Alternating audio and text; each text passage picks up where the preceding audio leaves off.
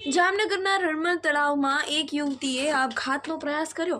રણમલ તળાવમાં 14 વર્ષીય યુવતીએ છલાંગ લગાવી ત્યારે રણમલ તળાવમાં ફરવા આવેલા યુવકે યુવતીને બચાવી।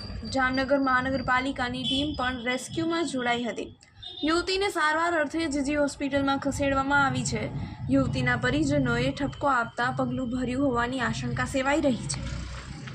છોકરી અહીંયા હું અહીંયા આવતો ખાલી ફરવા અહીંયા રણમલ લેકમાં તો એ છોકરીને છોકરી સુસાઇડ કરવા આવી તો એ કોઈ છોકરાએ જોયું મને માંથી રાઈડ પાડી છોકરી ભાઈ અહીંયા કૂદી ગઈ છે તો હું અહીંયા ડાયરેક્ટ કૂદી ગયો પછી એને બચાવીને બધું એને મેં પૂછ્યું કે હું તને પ્રોબ્લેમ છે તો તે આ રસ્તો અપનાવ્યો તો એ કહે કે મને કે આ છોકરા વારે હું થોડી ફ્રેન્ડલી છું અને એ કે આમ બધું મારા પપ્પાએ અવરું બધું લઈ લીધું તો એ કે મેં આ રસ્તો અપનાવ્યો અને મારા મમ્મી પપ્પા મારી ઉપર ટ્રસ્ટ નથી કરતા તો એ કે હવે મારે જીવવું નથી મરી જવું મને કેરેક્ટરલેસ સમજે છે।